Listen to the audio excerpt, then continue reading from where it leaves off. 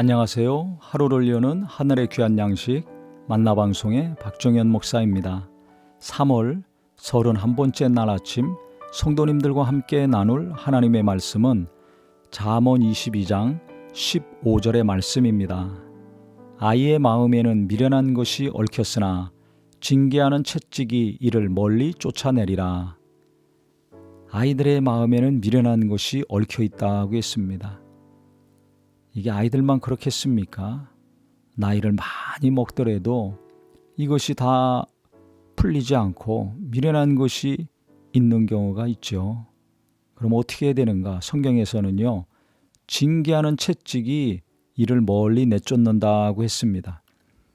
어린아이 때는 징계하고 채찍하고 야단치고 꾸중했을 때 뭔가 깨닫고 바로 되지요. 근데 그렇기 때문에 먼저는 아무리 내 자식이 귀하고 예쁘다 할지라도 잘못했을 때 따끔하게 충고하고 야단도 쳐야 됩니다. 그렇게 안 하면 이 미련한 것이 벗어지지 않고 일평생 가는 거죠. 버릇없는 사람, 예의 없는 사람, 어디 가든지 왕따 당할 수밖에 없는 비참한 자가 될 수밖에 없습니다. 이게 자식을 사랑하는 게 아니죠. 그래서 바로 교육을 시켜야 되는데요. 그러려면 오늘 말씀처럼 분명한 경고와 징계가 따라야 되겠죠. 근데 문제는 나이를 먹을수록 이게 어려워집니다.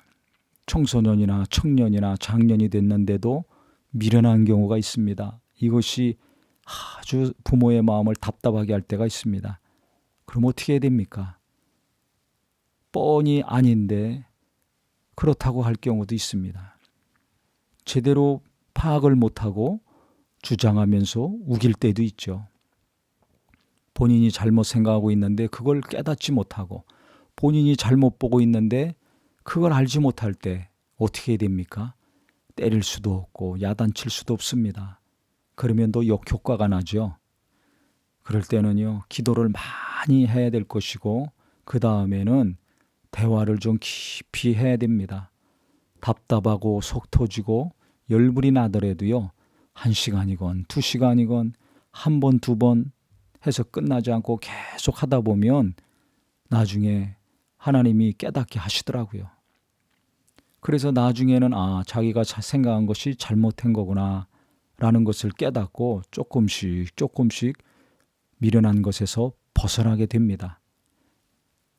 이 부모님들도 그렇죠. 아무리 신앙생활 열심히 하고 잘했다 할지라도 우리는 이 미련한 게 있습니다. 얽혀 있는 게 있습니다. 이것이 무엇인지를 언제 깨닫냐면 고난이 닥칠 때 깨닫더라고요. 그래서 고난이 유익이라고 성경은 말하고 있습니다. 근데 고난이 있으면 대부분 낙심하고 좌절하고 주저앉는데요. 그런 분들 오늘 말씀을 통해서 내가 몰랐던 게 무엇인가, 내가 잘못 생각하거나 알고 있었던 것이 무엇인가 깨닫는 지혜가 있었으면 좋겠습니다.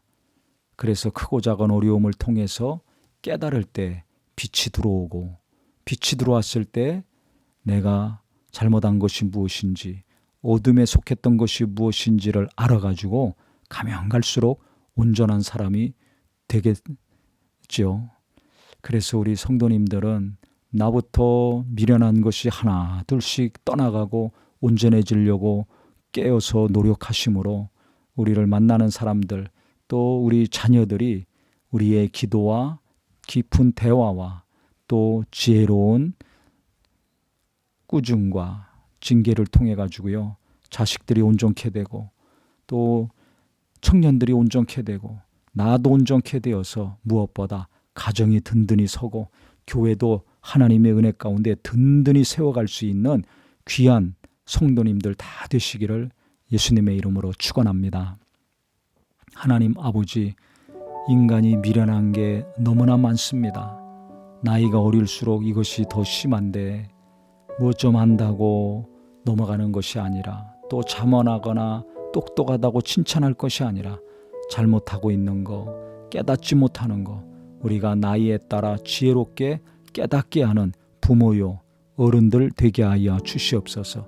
특히 우리가 세상에서도 내가 미련한 것이 무엇인지를 빨리 고난 가운데 깨달아서 온전케 되므로 누군가의 미련함을 벗겨줄 수 있는 자, 기도와 대화와 인내를 통해서 자식도 이웃도 성도도 온전케 하고 깨닫게 하는 일에 귀하게 쓰임받는 삶 되게 하여 주시옵소서. 예수님의 이름으로 기도합니다. 아멘.